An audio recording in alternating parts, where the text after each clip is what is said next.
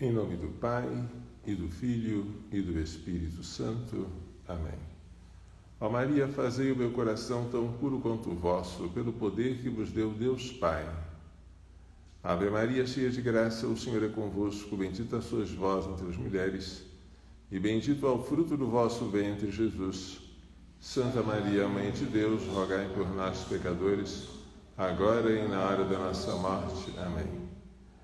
Pela sabedoria que vos deu Deus Filho. Ave Maria, cheia de graça, o Senhor é convosco, bendita sois vós entre as mulheres, e bendito é o fruto do vosso ventre, Jesus. Santa Maria, Mãe de Deus, rogai por nós, pecadores, agora e na hora da nossa morte. Amém. Pela misericórdia que vos deu o Espírito Santo. Ave Maria, cheia de graça, o Senhor é convosco, bendita sois vós entre as mulheres, e bendito é o fruto do vosso ventre, Jesus. Santa Maria, Mãe de Deus, rogai por nós, pecadores, agora e na hora da nossa morte. Amém. Em nome do Pai, do Filho e do Espírito Santo. Amém. Hoje vamos falar nesta transmissão sobre a missa de sempre. A morte de Jesus se deu na sexta-feira, no Monte Calvário. A ressurreição se deu no domingo seguinte.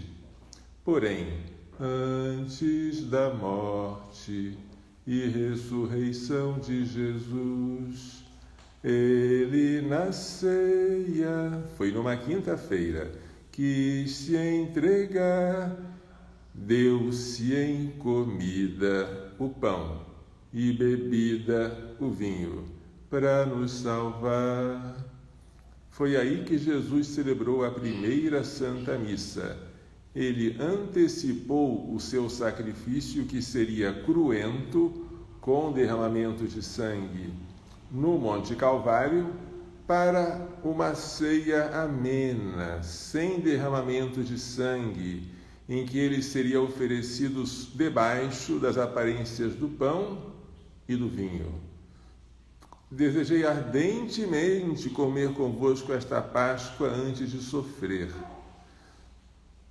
Tomai todos e comei, isto é o meu corpo, que é dado por vós. E ao fim da ceia, tomai todos e bebei, este é o cálice do meu sangue, o sangue da nova e eterna aliança, porque a aliança antiga havia sido feita por meio de Moisés, mas ela foi provisória, foi feita com sangue de animais. O sangue da nova e eterna aliança é o sangue de Cristo, que será derramado no dia seguinte, na sexta-feira, por vós e por muitos, para a remissão dos pecados. E depois a ordem: fazei isso em memória de mim. Então, no contexto de uma refeição, o vinho consagrado antes, o pão consagrado antes e o vinho consagrado depois, é que Jesus instituiu a Santa Missa, dando a ordem entre os discípulos de fazerem o mesmo que ele fez, para lembrarmos a morte e a cruz do Senhor. Nós repetimos como ele fez, gestos, palavras, até que volte outra vez. Qual foi a segunda missa que Jesus celebrou? Não foi a Quinta-feira Santa, foi no domingo. Quando que ele celebrou a missa no domingo? Foi na cidadezinha de Emaús. Depois de uma longa conversa com dois discípulos que estavam tristes, lamentando a morte de Jesus, Jesus estava no meio deles, sem que eles percebessem que era ele, e explica a partir das Escrituras tudo o que se referia a ele. É a liturgia da palavra. Depois, quando chegam a Emaús, Jesus iria adiante se os discípulos não dissessem: fica conosco, já é tarde, o dia declina. Então Jesus fica com eles e começa a liturgia eucarística. Na hora da fração do pão, os dois reconhecem que é Jesus, mas Jesus desaparece aos olhos deles.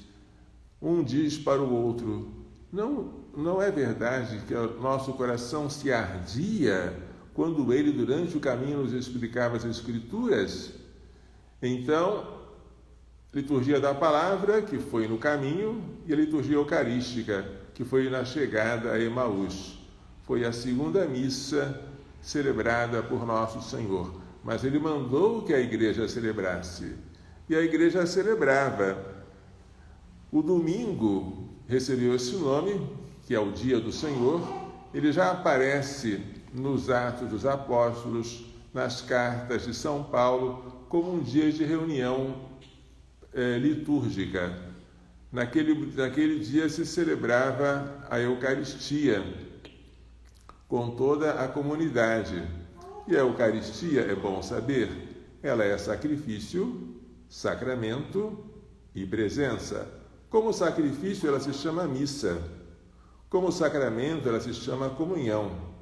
A presença de Jesus permanece mesmo depois de terminado o sacrifício, a Santa Missa, e o sacramento, distribuir a comunhão. Essa presença é adorável no Santíssimo Sacramento, nas reservas guardadas no tabernáculo, no sacrário.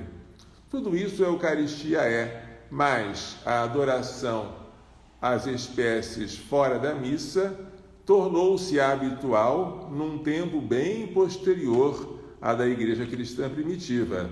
O Espírito Santo foi falando à Igreja, como Jesus havia dito, né? Ele vos recordará tudo aquilo que vos disse e vos fará entender o que agora não sois capazes de entender. Ele vai aumentar, vai desvendar aquilo que hoje eu não posso dizer, porque vós não sois capazes, e vos fará entender muitas coisas futuras. Então, o Espírito Santo, falando pela Igreja, nunca deixou de falar, fez com que o culto eucarístico se tornasse também um culto de adoração fora da missa, como hoje nós fazemos, e que é maravilhoso. É uma aquisição para sempre.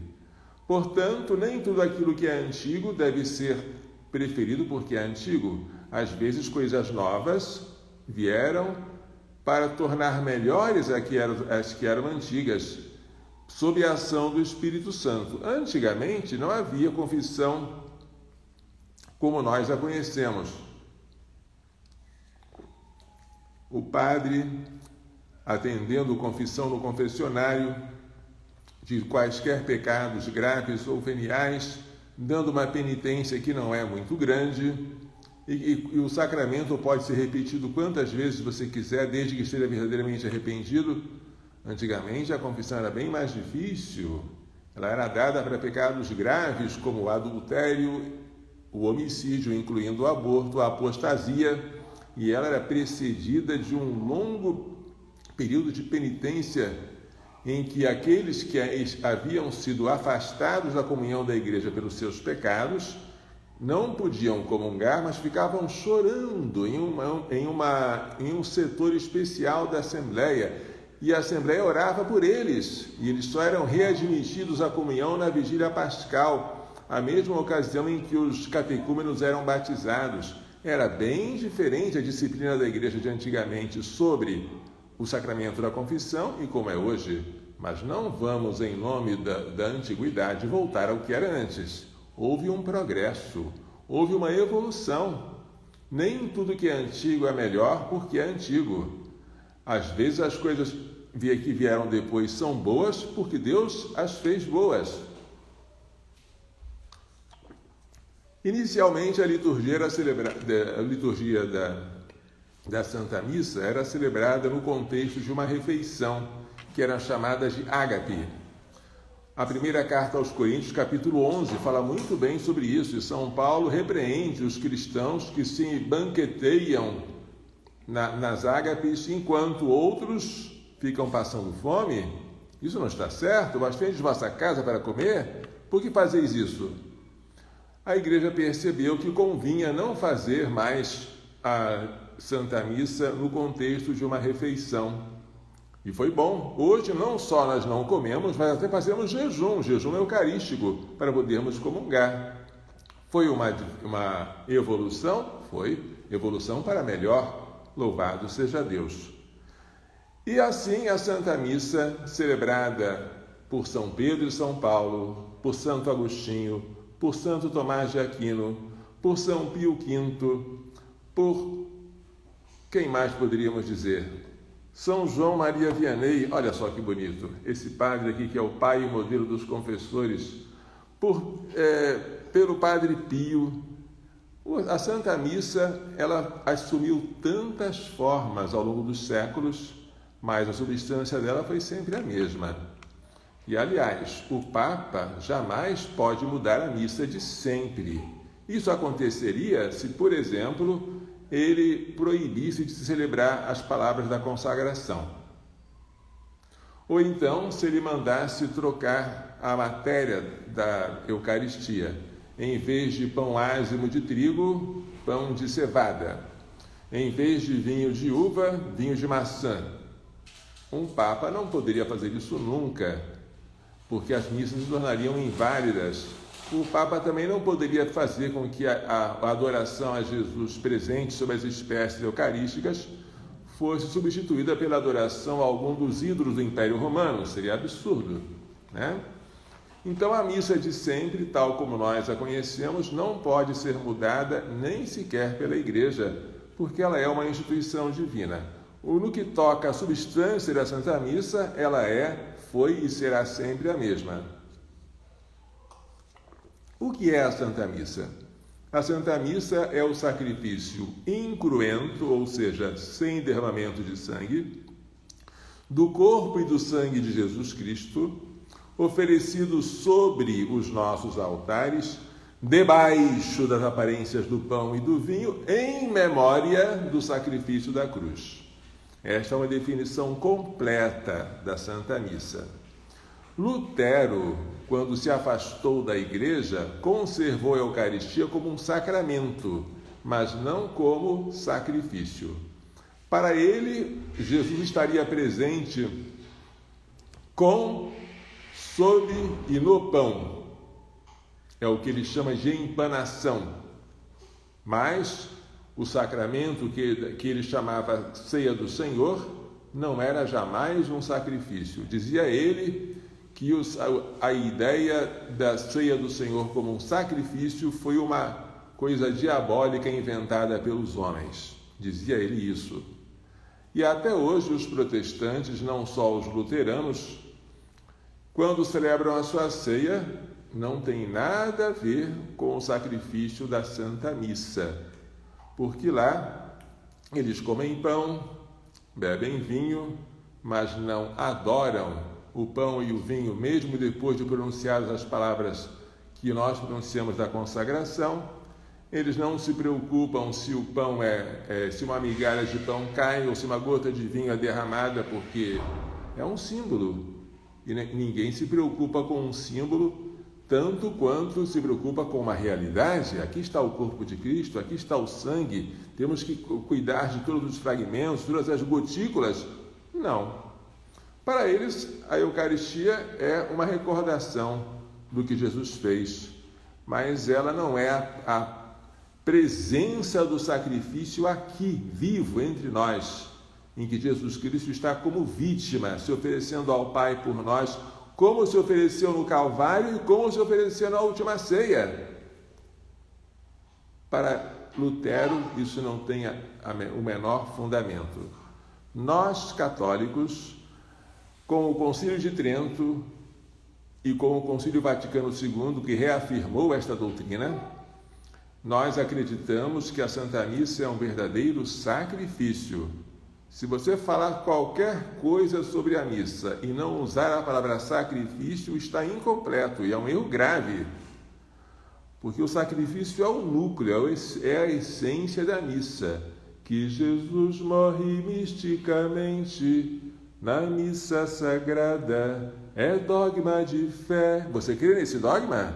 Cada dia, milhares de vezes, Jesus se oferece por nós sua grei.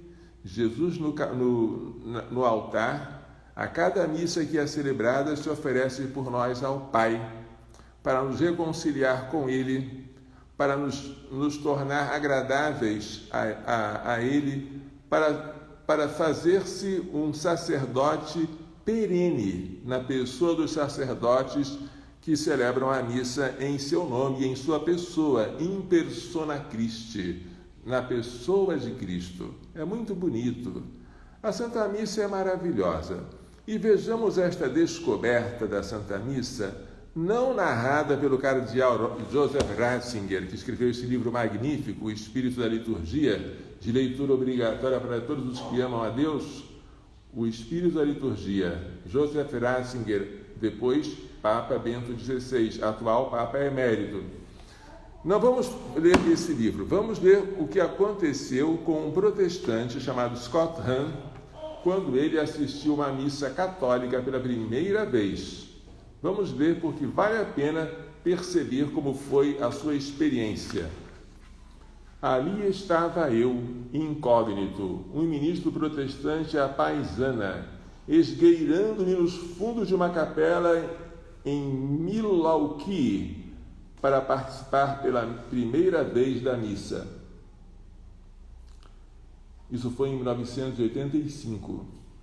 A curiosidade me arrastara até lá, e eu ainda não tinha certeza de que fosse uma curiosidade saudável. Ao estudar os escritos dos primeiros cristãos, encontrei inúmeras referências à liturgia, Eucaristia, sacrifício.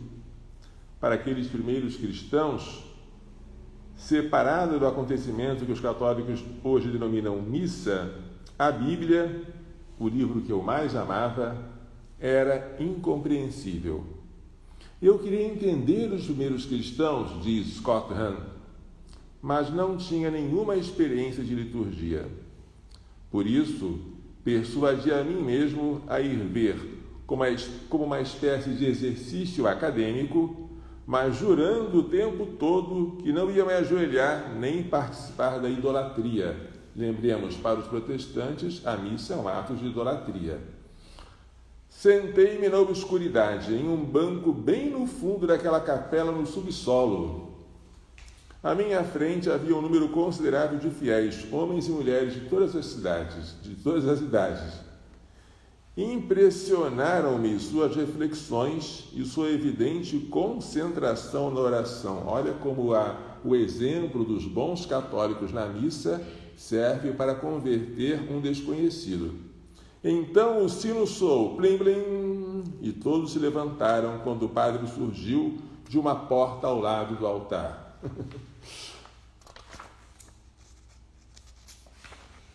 Hesitante, permaneci sentado, ele não se levantou.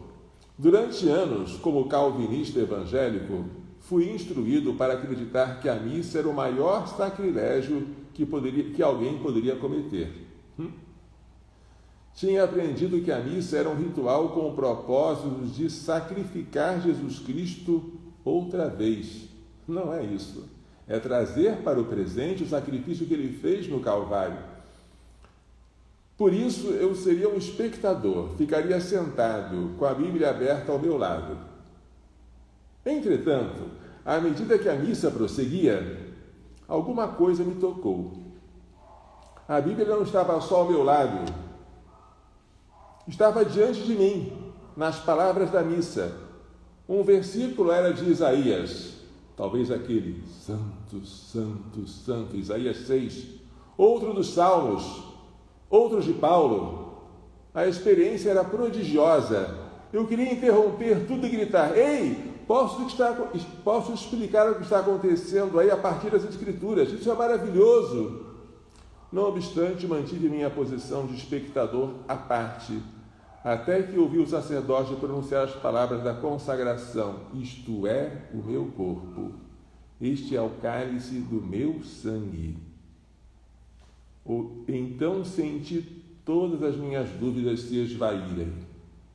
Quando vi o sacerdote elevar aquela hóstia branca, percebi que uma prece subia de meu coração como um sussurro. Meu Senhor e meu Deus, sois realmente vós. A partir daquele ponto, fiquei, por assim dizer, tolhido. Não imaginava uma emoção maior que aquelas palavras provocaram em mim. Porém, a experiência intensificou-se um momento depois, quando eu vi a congregação repetir, Cordeiro de Deus, que tirais o pecado do mundo, tende piedade de nós. Cordeiro de Deus, que tirais o pecado do mundo, tende piedade de nós. Cordeiro de Deus, que tirais o pecado do mundo, dai-nos a paz. E o Padre, felizes os convidados para ser do Senhor. Eis o Cordeiro de Deus, que tira o pecado do mundo. Em menos de um minuto, a frase Cordeiro de Deus ressoou 4 vezes. Graças a longos anos de estudos bíblicos, percebi imediatamente onde eu estava. Eu estava no livro do Apocalipse, no qual Jesus é chamado Cordeiro nada menos que 28 vezes. 28 é 2 vezes 14, não é? É um número simbólico, porque 14 é o dobro de 7, um número da perfeição. Estava na festa de núpcias que João descreve no final do último livro da Bíblia, as núpcias do Cordeiro com a igreja, que é a Jerusalém Celeste. Estava diante do trono no céu, onde Jesus é saudado para sempre como o Cordeiro. Entretanto, não estava preparado para isso. Eu estava na missa.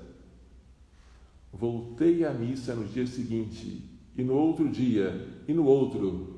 Cada vez que eu voltava, eu descobria mais passagens das Escrituras consumadas diante dos meus olhos.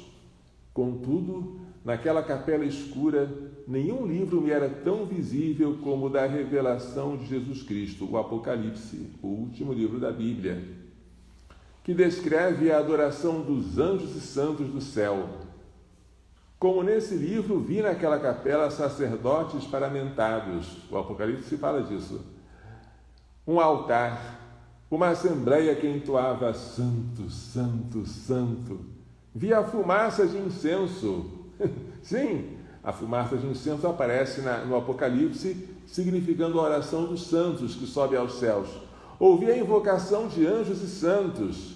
Eu mesmo entoava os aleluias. Aleluia é uma palavra hebraica que quer dizer louvai a Deus, que tem muitas vezes nos Salmos, pois me sentia cada vez mais atraído a essa adoração. Continuei a me sentar no último banco com a minha Bíblia e mal sabia para onde me voltar. Para a ação no Apocalipse ou para a ação no altar, que pareciam cada vez mais ser exatamente a mesma. Mergulhei com vigor renovado em meu estudo do cristianismo antigo e descobri que os primeiros bispos, os padres da igreja, tinham feito a mesma descoberta que eu fazia a cada manhã. Eles consideravam o livro do Apocalipse a chave da liturgia. E eu achava mais desconcertante. Alguma coisa intensa aconteceu com o estudioso e crente que eu era. O livro da Bíblia, que eu achava mais desconcertante, o do Apocalipse, agora elucidava as ideias mais fundamentais da minha fé. A da ideia da aliança como elo sagrado da família de Deus. Além disso, a ação que eu considerava a maior das blasfêmias, a missa, agora se revelava como um acontecimento que ratificou a aliança de Deus. Este é o cálice do meu sangue, o sangue da nova e eterna aliança. Eu estava aturdido com a novidade de tudo aquilo. Durante anos tentei compreender o livro do Apocalipse como uma espécie de mensagem codificada a respeito do fim do mundo, a respeito do culto no céu distante, a respeito de algo que, em sua maioria, os cristãos não podiam experimentar aqui na Terra. Agora, depois de 2 semanas de comparecimento diário à missa, eu me via querendo levantar durante a missa e dizer: Ei, pessoal, quero lhes mostrar, vocês estão no livro do Apocalipse. Consultem o capítulo 4, versículo 8. Agora vocês estão no céu. Vamos consultar, já que ele está pedindo, né? Apocalipse 4, 8. Vamos lá. É a visão de Deus. 4, 8. Os 4 seres vivos têm cada um 6 asas e são cheios de óleo ao redor e por dentro. E dia e noite, sem parar, proclamam: Santo, Santo, Santo, Senhor Deus Todo-Poderoso, aquele que era, aquele que é e aquele que vem. O Apocalipse aqui faz uma referência ao cântico que os serafins cantavam no templo, na época de Isaías 6. Consultem o capítulo 4, versículo 8, vocês mesmos estão no céu. No céu mesmo. Os padres da igreja mostraram que essa descoberta não era minha. Pregaram a respeito há mais de 1000 anos. Entretanto, eu estava convencido de que merecia o crédito pela redescoberta da relação entre a missa e o livro do Apocalipse. Então descobri que o Concílio Vaticano II, olha a descoberta de um protestante, o Concílio Vaticano II tinha me passado para trás. Reflita nessas palavras da Constituição sobre a Sagrada Liturgia, a Constituição Sacrosanctum Concilium, que foi o primeiro documento aprovado pelo Concílio Vaticano II em 1963, poucos dias antes de eu nascer. Dezembro de 63. Quando eu estava para nascer no dia 24, esse documento foi aprovado, documento sobre a liturgia Sacrosanctum Concilium, a Constituição dogmática, Sacrosanctum Concilium. Na liturgia terrena, diz o documento, antegozando, participamos da liturgia celeste, que se celebra na cidade santa de Jerusalém, palavras do concílio, para a qual peregrinos nos encaminhamos. Lá, Cristo está sentado à direita de Deus, ministro do santuário e do tabernáculo verdadeiro. Com toda a milícia do exército celestial, entoamos um hino de glória ao Senhor. E, venerando a memória dos santos, esperamos fazer parte da sociedade deles. Suspiramos pelo Salvador, nosso Senhor Jesus Cristo, até que Ele, nossa vida, se manifeste e nós apareçamos com Ele na glória. Termina aqui a citação do concílio. Espere um pouco, isso é o céu. Não, isso é a missa. Não, é o livro do Apocalipse. Espere um pouco. Isso é tudo que está em cima. Esforcei-me bastante para ir devagar, cautelosamente, com o cuidado de evitar os perigos aos quais os convertidos são suscetíveis, pois estava depressa me convertendo à fé católica. Contudo, essa descoberta não era o produto de uma imaginação superexcitada. Era o ensinamento solene de um concílio da Igreja Católica, o último dos concílios ecumênicos. Com o tempo, descobri que também estudiosos protestantes tinham chegado a essa conclusão, não a conclusão de que o Apocalipse foi escrito num contexto de um culto litúrgico. O tema do Apocalipse tratava de alguém que estava por vir, tratava de Jesus Cristo e da sua segunda vinda. A forma como, em geral, os cristãos traduziram a palavra grega parousia. Parousia, vinda, chegada, segunda vinda de Cristo. Depois de passar horas e horas naquela capela de Milwaukee, em 1985, quanto tempo, hein? Aprendi que aquele alguém era o mesmo Jesus Cristo que os sacerdotes católicos erguem, a hóstia consagrada. Se os cristãos primitivos estavam certos, eu sabia que naquele momento o céu tocava a terra. Meu Senhor e meu Deus, sois realmente vós. Ainda assim, restavam perguntas sérias em minha mente e em meu coração quanto à natureza do sacrifício, quanto aos fundamentos bíblicos da missa, quanto à continuidade da tradição católica, quanto a muitos pequenos detalhes do culto litúrgico. Essas perguntas definiram minhas investigações nos meses que levaram à minha admissão à Igreja Católica. Ele foi admitido no ano seguinte, em 1986. Em certo sentido, elas continuam a definir o meu trabalho de hoje. Porém, agora não faço perguntas como acusador ou curioso, mas como filho que se aproxima do Pai, pedindo o impossível, pedindo para segurar na palma da mão uma estrela luminosa e distante. Segurar com a nossa inteligência as maravilhas todas contidas na Santa Missa. É o impossível que ele pede a Deus.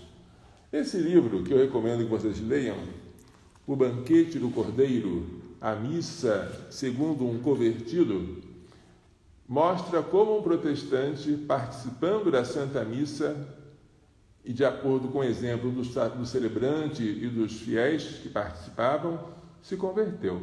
Coisa linda, né? Claro que ele dificilmente se converteria se os fiéis não estivessem se comportando bem, ou se o padre fizesse da Santa Missa um espetáculo. Mas como o padre celebrou dignamente, o povo também assistia, participava dignamente, isso foi uma aula para ele. Bonito, né? Ver como isso aconteceu. Quem quiser, Scott Hahn tem outros livros bons. Todos os Caminhos Levam a Roma. E a esposa dele, Kimberly Hahn, tem um livro muito bom sobre a procriação, que é o amor que dá a vida. Lá ela fala a descoberta que os dois, como casal, tiveram da doutrina que o Papa Paulo VI escreveu na encíclica Humanae Vitae, sobre a abertura à vida, sobre o significado unitivo e procriador do ato conjugal e sobre a malícia da anticoncepção. Foi uma descoberta para aquele casal que, além disso, para variar, fundamentou-se no Concílio Vaticano II. Que coisa, né? Um concílio causando a conversão de um casal e a Santa Missa de Paulo VI, a Santa Missa após a Reforma Litúrgica, causando a conversão de um casal. Tudo isso são obras da graça, não é? Então, como eu disse, a missa de sempre jamais pode ser mudada na sua substância, nunca. Absurda, seria absurdo. Mas a Santa Missa já foi celebrada de 1000 maneiras e ainda é celebrada de 1000 maneiras. Quantos são os ritos em que a Santa Missa é celebrada? Nós poderíamos tentar enumerar alguns deles, mas são muitos. O rito maronita, o rito melquita, o rito sírio-malabar, o rito ucraniano, e vai por aí. São tantos e tantos e tantos ritos. Qual deles é o verdadeiro? Qual deles é o bom? Qual deles é o certo? Todos eles são ritos aprovados pela Igreja e que prestam culto a Deus como Deus quer ser cultuado. Mas as diferenças às vezes são grandes. Nós estamos acostumados a fazer uma genuflexão. Eu estou e gosto muito de fazer, embora os meus joelhos já não estejam respondendo tão bem como quereria. Mas no rito oriental, em vez de uma genuflexão, eles fazem uma inclinação profunda, que poderia parecer para nós falta de respeito, mas eles fazem com uma grande reverência. É claro que tudo tem que convergir, o exterior junto com o interior. Não bastam apenas as boas intenções, se no exterior eu estou desatento ou praticando atos que estimulam a minha desatenção. Claro que não.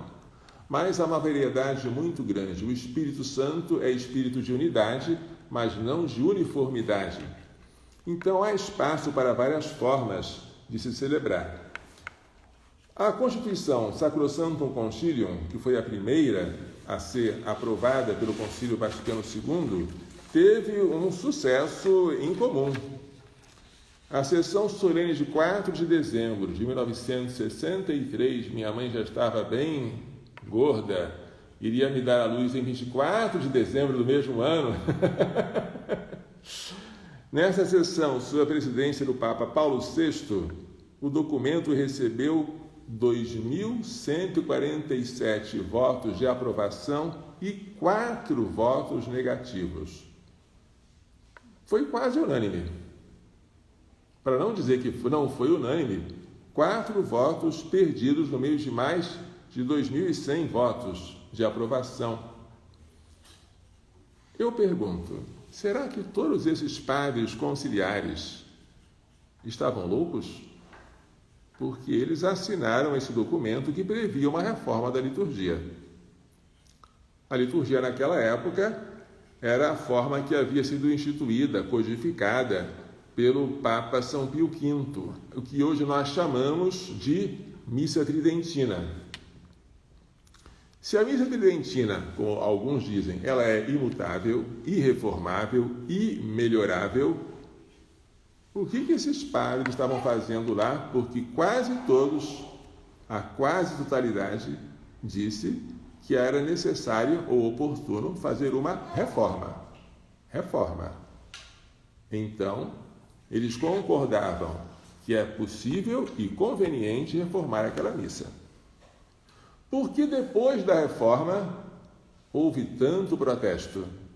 Bem, talvez porque eles não concordassem com a maneira com que foi feita a reforma, porque a reforma não seguiu em tudo aquilo que o concílio dizia. Tudo isso pode ser, mas não podem dizer que a missa anterior era irreformável para sempre. Não, de jeito nenhum. Como já houve tantas formas e reformas, essa seria mais uma, para a maior glória de Deus e para a santificação dos homens, que são os dois fins da liturgia. Que Deus seja glorificado e os homens santificados. E aí, como foi que aconteceu? Este documento, ele previa coisas muito lindas. Por exemplo, vocês não sabem, mas eu sei, ele previa a manutenção do latim, certo? Isso mesmo. Padre, eu ouvi dizer que o Concílio Vaticano II aboliu o latim. Você ouviu errado. O Concílio Vaticano II previa que o latim fosse conservado. Sacrosanctum Concilium, parágrafo 36, salvo o direito particular, seja conservado o uso da língua latina nos ritos latinos. Havia algumas exceções de que se podia introduzir o vernáculo, por exemplo, na oração dos fiéis, os rituais de casamento, mas eram exceções. Ao mesmo tempo, o povo era exortado a saber falar em latim as partes que lhes competia. Isso é o que está aqui na Sacrosanctum Concilium, tá? Mas, padre, por que hoje não tem nada do latim? Aí você não me pergunte, porque eu não sei. Não deveria ser assim. Eu ainda peguei uma época em que havia no missal um suplemento em latim para o sacerdote que quisesse celebrar naquela língua. Mas depois esse apêndice foi retirado. Hoje o missal romano só tem vernáculo e nada de latim. Mas digo, é contra o que determinou o Concílio Vaticano II. A reforma nem sempre foi obediente àquelas diretrizes, certo? Padre, é verdade que a missa do Concílio Vaticano II, essa missa Novus Ordo Domice, será que essa missa ela é celebrada de frente para o povo? Nada está escrito aqui. Nada, absolutamente nada, de que tivesse mudar a orientação da missa. E no próprio missal que foi promulgado pelo Papa Paulo VI, tudo dá a entender que o sacerdote está voltado junto com o povo para o altar. Ele está como o chefe, como um general à frente de um exército. O sacerdote está oferecendo um sacrifício junto com o povo. Então, os dois são voltados para a mesma direção. Há uma brecha na norma do missal, na introdução geral ao missal romano, que é que se possa também celebrar a missa de frente para o povo, mas não se diz que esta seja a forma geral ou a forma preferível. Mas o costume de celebrar de frente para o povo prevaleceu. O costume de celebrar só em vernáculo, tirando totalmente o latim, também prevaleceu. E foi uma coisa assim avassaladora. Opa! Até João Maria Vianney está caindo de susto, né? Foi uma coisa assim avassaladora. Como é que pode? E quem viu a missa de antes e a missa de depois ficou tão, às vezes, chocado que disse alguma coisa está errada. Some-se a isso que, em nome do concílio, vários padres abandonaram o ministério para se casar. Padre, o concílio aprovou o que os padres se casassem? Coisíssima nenhuma. O concílio reafirmou a doutrina do celibato sacerdotal. Mas, em nome do concílio, se fez tanta coisa que o concílio nunca pensou em aprovar nem falar, né? Que os padres se tornassem leigos e se casassem, e isso aconteceu em série, infelizmente. Não tem nada a ver com o que disse o concílio. O próprio Papa Paulo VI, que tinha tanta esperança que aquele concílio fosse uma renovação espiritual da Igreja, depois ele se tornou triste, dizendo: a fumaça de Satanás entrou no templo de Deus por uma fresta que encontrou, porque via tantos agravamentos depois do concílio que não correspondiam às intenções de quem convocou o concílio, que era o Papa São João XXIII, nem de quem presidiu o concílio, que era o Papa Paulo VI. O Papa João XXIII, quando convocou o concílio, abriu a janela e disse: vamos ter que abrir uma fresta para que o ar, o sopro do Espírito Santo venha aqui. Por quê? Porque antes do concílio, é bom que ele se lembre disso, já havia um ar empesteado. A igreja não estava bem antes do concílio. Não estava bem. E São João XXIII percebeu isso e quis no concílio para melhorá-la. Se depois, em vez de melhorar, piorou, lamentamos muito, mas São João XXIII exigia a manutenção do latim. Na sua encíclica Veterum Sapientiae, ele falava explicitamente: o latim seja conservado, onde ele foi abolido, seja restituído. Agora o concílio leva a culpa de tudo, né? Tudo que há de mal aconteceu por causa do concílio. E se não houvesse o concílio, tudo estaria bom. É uma maneira meio simplista de falar. E assim como a reforma litúrgica veio depois da Constituição Sacrosanctum Concilium aprovada, e como a nova liturgia deu ocasião a muitos abusos, a culpa veio do concílio. É verdade que a liturgia antiga dava pouca ocasião a abusos, porque na missa anterior, o sacerdote, até para dizer: o Senhor esteja convosco, Dominus vobiscum, ele não fazia assim, ele media o ângulo em que ele podia estender as mãos. Todos os movimentos eram muito bem calculados, e o tom da voz, se era em silêncio, se era em voz baixa, se era em voz alta, o sacerdote estava preso a rubricas tão detalhadas que dificilmente um padre, celebrando a missa anterior de São Pio V, como queiram chamar, ou tridentina, iria bater palmas, ou iria se levantar para as duas mãos para mandar o povo cantar. Não. Então, se me disserem que o ritual anterior, por causa do seu detalhe, da sua rigidez, né, propiciava uma maior concentração, uma maior sacralidade, eu admito. O que não significa que ele não pudesse ser mudado ou melhorado. Você pode até criticar construtivamente a reforma litúrgica e dizer: olha, não concordo com esse ponto, poderia ter sido melhor. Críticas construtivas são sempre bem-vindas. O que não se pode fazer é aquela crítica destrutiva, para aniquilar o adversário, para torná-lo ridículo. Isso não se faz. Vocês sabem que o lecionário não existia antes da reforma litúrgica. O padre tinha apenas um livro, que era o missal. E no missal estavam as rubricas para celebração da Santa Missa e também as leituras que se faziam. Mas o missal era um livro relativamente pequeno. E eu pergunto, como cabia todas as leituras dentro de um único volume que servia de missal, já contendo também as leituras da celebração? A resposta é: havia muito poucas leituras para serem oferecidas aos fiéis. Quem está acostumado a participar da missa chamada tridentina pode verificar, isso é um fato, que a quantidade de leituras é bem pequena, que os trechos do Antigo Testamento são quase nenhum, muito poucos, né?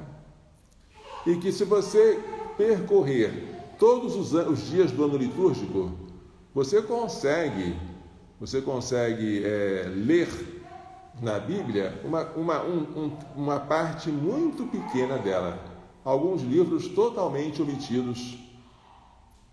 Ou seja, uma coisa que poderia ser mudada e que o concílio quis mudar, muito bem, é que fossem abertos os livros da palavra de Deus mais copiosamente ao povo. Isso é bom, e isso foi bom, e isso eu não quero que mude.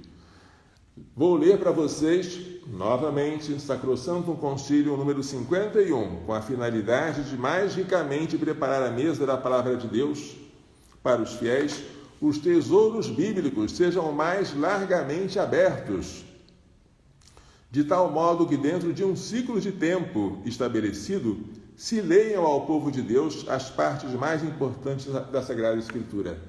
Gente, alguns de vocês seguem as minhas homilias, que eu posto no YouTube, no Instagram, no Facebook. Ora, cada vez que eu preparo uma homilia, eu mato 3 coelhos com uma cajadada só. Eu estudo o texto bíblico, sou obrigado a descobrir que profeta é esse, quando foi que ele viveu, em que circunstância ele falou isso, por que ele falou, a quem ele se dirigia. Eu estudo a Sagrada Escritura, eu faço meditação e eu preparo a homilia. Então agora, se eu quero conhecer a Bíblia, para mim é muito simples. Eu preparo a homilia durante 2 anos, no meio da semana, eu já percorri o ciclo ímpar e o par. O Evangelho é sempre o mesmo, nesse ciclo ímpar e par da féria, mas mudam as leituras do Antigo Testamento, e são muito variadas. Eu não conseguiria voltar a celebrar em um rito em que essa riqueza não estivesse presente. Se o meu bispo me mandasse celebrar a missa tridentina, eu obedeceria, claro, a obediência está acima de tudo, mas eu sentiria muita falta da riqueza da palavra de Deus, a qual eu estou acostumado agora, para mim e para os fiéis. Agora nós temos um ciclo de 3 anos para os domingos. O ano A, São Mateus, o ano B, São Marcos, e o ano C, São Lucas. 3 anos, 3 ciclos de ano para as missas de domingo. E nesses anos, para os fiéis que vão à missa apenas ao domingo, se o padre fizer uma boa homilia, tudo depende do padre. Se o padre se preparar, estudar, ele consegue alimentar bem, fartamente, aquele povo que tem fome e sede de Deus. Se eu fosse obrigado a celebrar a missa tridentina, tal como ela era até o Papa João XXIII, sem nenhuma adaptação, eu sentiria uma falta muito grande de um espaço maior para a palavra de Deus.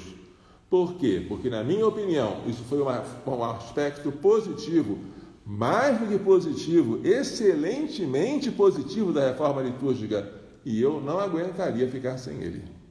Eu estou tão habituado a me alimentar da palavra de Deus, que alimentar o povo com ela, que eu me sentiria muito mal. O próprio ex-protestante, Scott Hahn, ele fala do lecionário, que os protestantes também não têm, como um antídoto eficaz para a tendência que eu tinha como pregador protestante de identificar meus textos favoritos e pregá-los inúmeras vezes. Eu passava anos, diz ele, sem tocar em alguns livros do Antigo Testamento. Isso nunca é problema para os católicos que participam regularmente da missa. Quem participa da missa todo dia não deixa de encontrar os profetas Amós, Oséias, Isaías, Jeremias, Abacuque, profetas maiores e menores, Daniel, Ezequiel, todos eles passam na sua frente. E se o sacerdote explica, quanta riqueza, gente! Quanta riqueza! Claro que é coisa do Antigo Testamento, mas o Antigo Testamento, dizia Santo Agostinho, ele está grávido de Cristo. Aquilo que estava latente no Antigo Testamento se torna patente no Novo. Nós temos que conhecer os dois. A Sacrosantum Concilium ao mostrar as diretrizes da reforma, repito, aprovação quase unânime, ela pensou na faculdade de admitir a concelebração, que não estava prevista no ritual antigo. Eu acho uma boa medida. Concelebrar faz bem. Concelebração, possibilidade de concelebrar, não a obrigação de concelebrar, né? Foi uma boa medida e eu acho que deve ser mantido. O que é bom que seja, mas uma coisa que não me parece boa é que os concelebrantes não possam ajoelhar. Porque na hora da concelebração, o celebrante principal se ajoelha depois da consagração do pão e do vinho. Os celebrantes que são os concelebrantes, eles só podem fazer uma inclinação profunda, mas não podem se ajoelhar. Eu sinto falta de me ajoelhar. Eu acho que isso aí poderia ser mudado. Eu acho que isso aí não foi uma boa iniciativa. Isto é uma crítica construtiva. Todos nós podemos fazer. Depois da comunhão, quando um diácono está purificando os vasos sagrados, o sacerdote deve ficar sentado, fazendo ação de graças. Claro que em qualquer posição você pode rezar, mas eu sinto falta de poder me ajoelhar depois da comunhão, para poder dar graças a Deus, porque isso não está previsto para o sacerdote na missa atual. É uma coisa que poderia ser mudada, certo? Uma coisa interessante, houve uma mudança no confiteor. Antigamente se dizia, eu confesso que pequei por pensamentos, palavras e atos. Houve um acréscimo, que são as omissões. Pensamentos, palavras, atos e omissões. Por minha culpa, minha tão grande culpa. Porém, isso aí, que para mim foi uma coisa muito boa, foi acompanhado de uma outra coisa que me deixou um pouco desiludido. Desiludido não, entristecido, vamos dizer assim. Antes da reforma litúrgica, havia um diálogo entre o sacerdote e a comunidade. O sacerdote chegava para a comunidade e dizia, confesso a Deus Todo-Poderoso, ao bem-aventurado Santa Virgem Maria, ao bem-aventurado São Miguel Arcanjo, ao bem-aventurado João Batista, aos santos apóstolos Pedro e Paulo, a todos os santos e a vós, irmãos, que eu, padre, pequei muitas vezes por pensamentos, palavras, atos, faltava ainda as omissões, por minha culpa, minha tão grande culpa, e peço que rogueis por mim a Deus nosso Senhor. Aí o povo rezava pelo padre. Deus Todo-Poderoso tenha compaixão de ti, perdoe os teus pecados e te conduz à vida eterna. O padre era o primeiro a se confessar, porque em igualdade de condições, o pecado do padre é maior. Depois o padre agora ouvia a confissão do povo. Confesso a Deus Todo-Poderoso e a ti, padre, que peguei muitas vezes, pensamentos, palavras, atos, por minha culpa, minha tão grande culpa, e peço que rogueis por mim a Deus nosso Senhor. E o padre respondia, Deus Todo-Poderoso tenha compaixão de vós, perdoe os vossos pecados e vos conduz à vida eterna. Então, havia um diálogo que era salutar. Hoje está tão em moda os diálogos na liturgia. Por que esse diálogo foi suprimido? Esse diálogo ressaltava a distinção entre o sacerdócio ministerial, que é do celebrante, e o sacerdócio comum, que é de todos os fiéis. Por quê? Diz o Concílio Vaticano II, mesmo concílio na Constituição Lumen Gentium sobre a Igreja, o sacerdócio comum dos fiéis e o sacerdócio ministerial ou hierárquico ordenam-se um ao outro, embora se diferenciem na essência e não apenas em grau, pois ambos participam, cada qual ao seu modo, do único sacerdócio de Cristo. Como o padre é sacerdote, mas de maneira diferente do que o povo é, o padre sempre se confessava ao povo e o povo ao padre, mas não os dois juntos confessando a Deus, como hoje se faz. Hoje só um confiteor, que é do padre e do povo juntos. Foi uma simplificação? Pode ser, mas pode ser também um empobrecimento. É uma crítica construtiva que se pode fazer, Quando o padre vai dizer, orai, irmãos, para que o meu e vosso sacrifício seja aceito por Deus Pai Todo-Poderoso, meu e vosso, mel ac vestrum sacrificium. Por que ele não fala nosso? Porque o sacrifício do padre e o sacrifício dos fiéis são o mesmo, mas a títulos diferentes. O padre está oferecendo como sacerdote ministerial, o povo como sacerdócio comum. Infelizmente, a tradução brasileira transformou o meu e vosso em nosso, o que foi um grande empobrecimento. Isso não se faz, mas fizeram, não é? Não está no latim, não. O latim está certo, a reforma litúrgica fez bem. Mas, nesse livro do Papa Bento XVI, Introdução ao Espírito da Liturgia, o cardeal Ratzinger defende que a posição original da missa não era versus populum. Não, era uma posição junto com o povo em direção ao Oriente, versus Orientem, porque é do Oriente que o sol nasce, e o Oriente representa Cristo. É para lá que o povo se orientava. Então, o cardeal Ratzinger não está de acordo que a celebração original tenha sido com o padre de frente para o povo, conversando com ele. Também ele defende que o abraço da paz seja posto não na hora pouco antes da comunhão, depois da consagração, mas que seja colocado no ofertório. As pessoas se abraçam para poderem oferecer a sua oferta, não é? Reconciliam com o seu irmão. E assim já é na liturgia ambrosiana. Ele dá uma sugestão de que seja feito também. São coisas que a gente pode mudar, e seria tão bom que mudasse. Mas se eu celebrasse na missa tridentina, eu sentiria uma outra falta muito grande, muito grande. É a festa, a solenidade de Maria, Mãe de Deus, que inicia o ano, 1º de janeiro. Por quê? Na missa tridentina, esta festa é uma festa de segunda classe, que está localizada no dia 11 de outubro, quase desconhecida. Começar o ano civil com uma solenidade de Maria, Mãe de Deus, é uma riqueza que eu não quereria perder de jeito nenhum, certo? Essa riqueza foi com a reforma litúrgica. Acreditem, muita coisa boa houve com a reforma litúrgica, e nós não devemos jogar a água junto com o menino fora. O tempo está se esgotando, o assunto é quase inesgotável. Eu pretendo continuá-lo depois, na próxima live, para manter vocês em suspense, tá? Por enquanto, vamos dar a bênção final, tá bom? O Senhor esteja convosco.